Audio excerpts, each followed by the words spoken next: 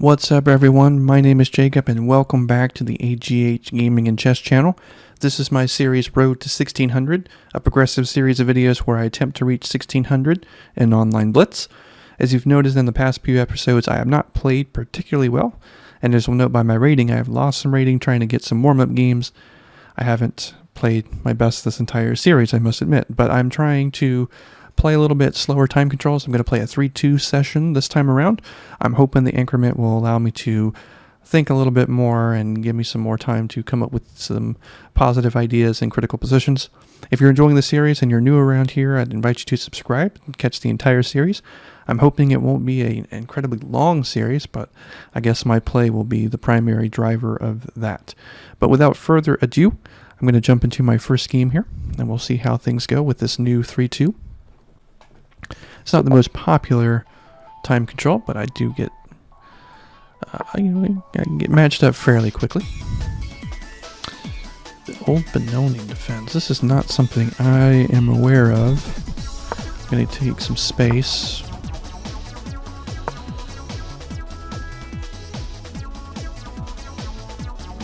And it must be said, in the previous games where I was trying to just simply get loose and warm up and play a little off camera, I came across a lot of openings that I'm just not familiar with, and my opponents played quite well. And unfortunately for me, that is a recipe for a very bad time. Well, let's see if we can play solid and get some wins. Okay. Bishop g5. Okay.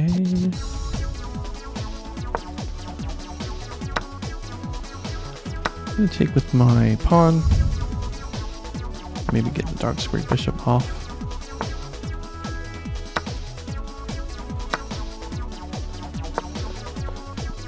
F4.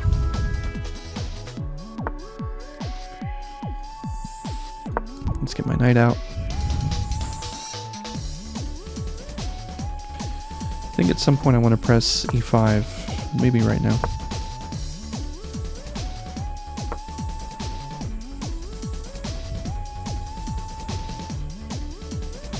It does a few things. It gives me the e4 square for my pieces, which he did not take, which is kind of surprising to me. I think I will play... Yeah, I'm actually just going to keep the tension.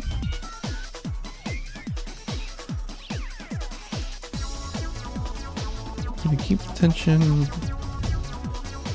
Shift my rook back to the F file, which is a loss of time, but maybe I can make up for it if he presses with this pawn. I get to jump there, but then potentially he can take, and I don't really want to deal with that. So now he's prepping this. So I'm going to close that file. Or rather the diagonal. Okay. I'm going to push F5 now.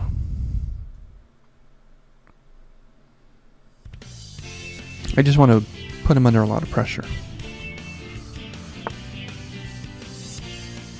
Okay. I'm going to take.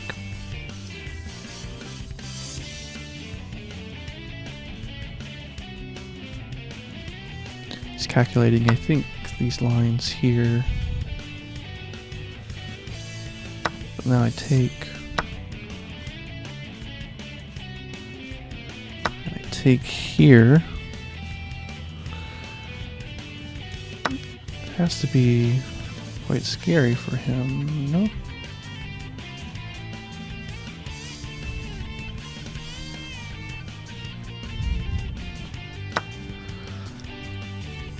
Grab that pawn.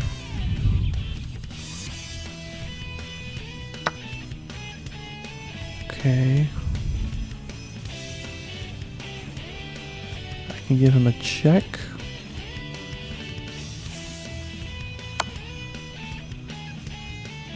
King here, queen here, check.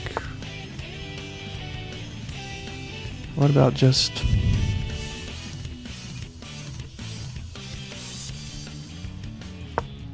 rook f4, rook here. I don't see a way for him to defend this.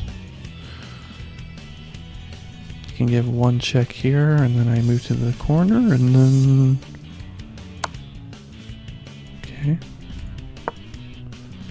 Maybe he has to give it the queen.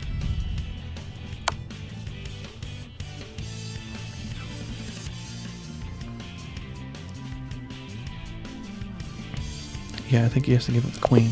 Okay. Alright, so we managed to get a win on our first game. I'm sorry I got a little quiet there. But unfortunately these games are quite mentally demanding and I'm not the best at multitasking. So I'm going to try my best to provide some more commentary. Advanced Variation of the French is probably one of the most comfortable openings that I have at my disposal.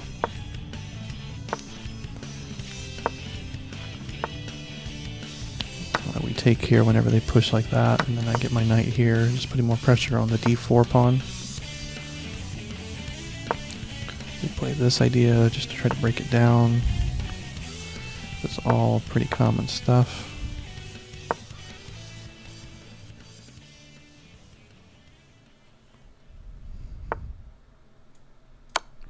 Give a check.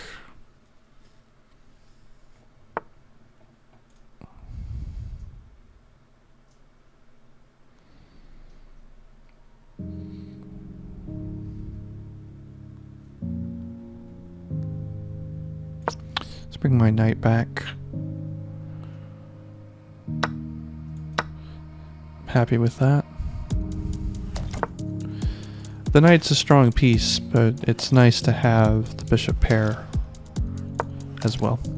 My knight does well to defend my pawns.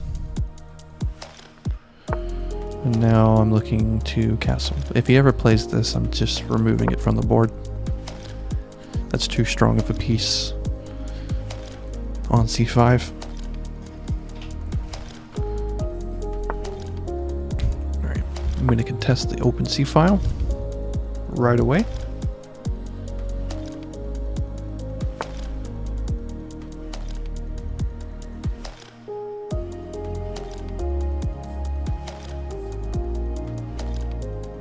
Let's see, what's a good idea here?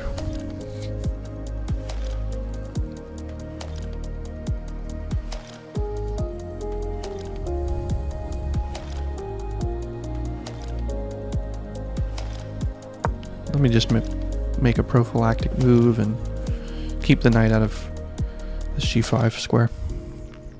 Maybe I can put my bishop here. Just blockade this pawn.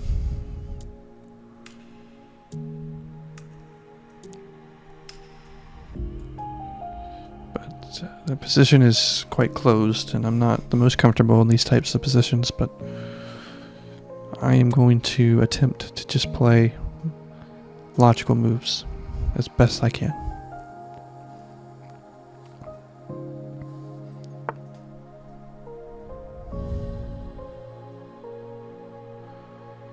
Why? Okay. I'm just going to continue with my plan.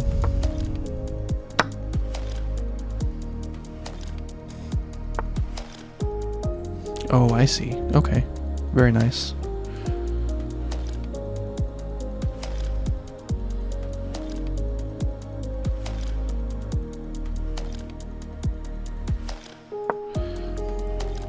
Go after that pawn, however. Like I said, the knight on c5 is very, very strong, so if he wants to give me that piece for the bishop, for example, I'm perfectly okay with that trade. I need to find a clever way to remove the knight because he's very, very powerful there. I guess I thought for sure he would play this at some point. Maybe that's what he's prepping now. Okay, let's go with this. I honestly didn't see I had b6 until just a few seconds ago. I was trying to calculate some knight maneuver. But okay. Alright. My queen could be doing a whole lot better. Actually, I could do this, and then this. And then here, maybe?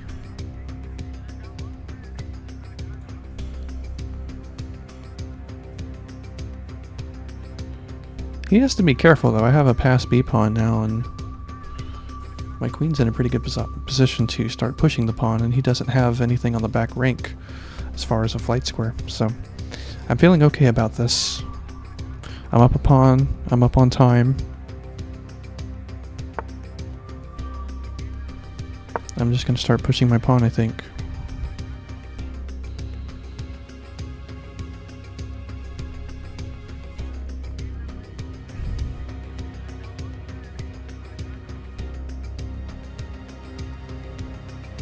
Under a minute now for my opponent.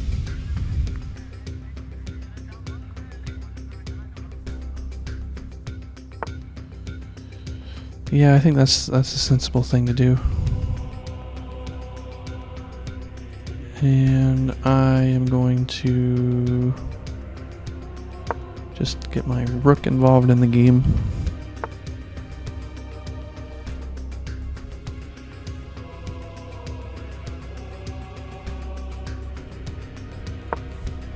Queen A2 seems reasonable.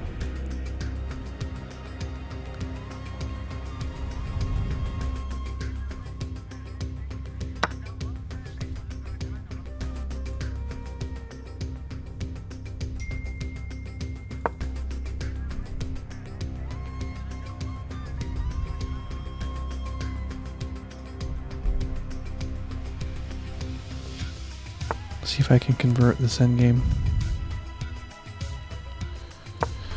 Rook A2 seems reasonable. Now I'm threatening all sorts of checkmate ideas now. We might see the queen slide over.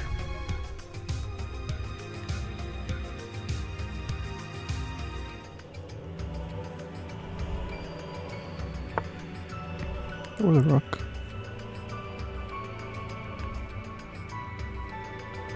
Now that the queen isn't putting pressure on the knight, I can play this F4 move. Although I expect just to see G4 in response.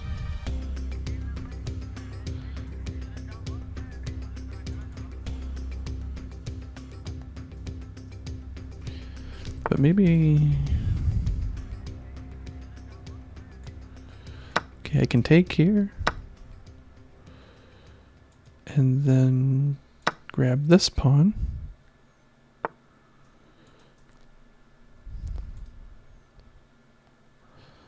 And then, let's see.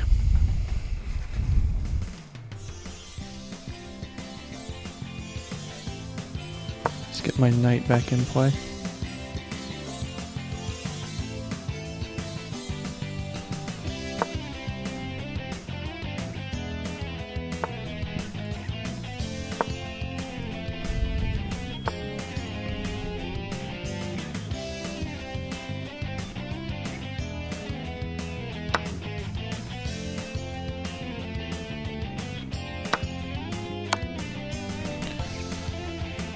Grab the rook with check and then grab the queen. Fork the pieces. Okay. D4. Don't think there's any hope for him at this point. Obviously, I'm up a substantial amount of material.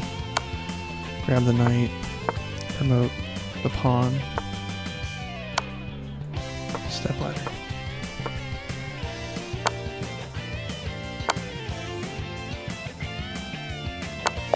Okay.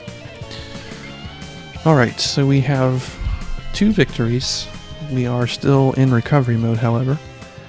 But I do think this time control is helping me a little bit more.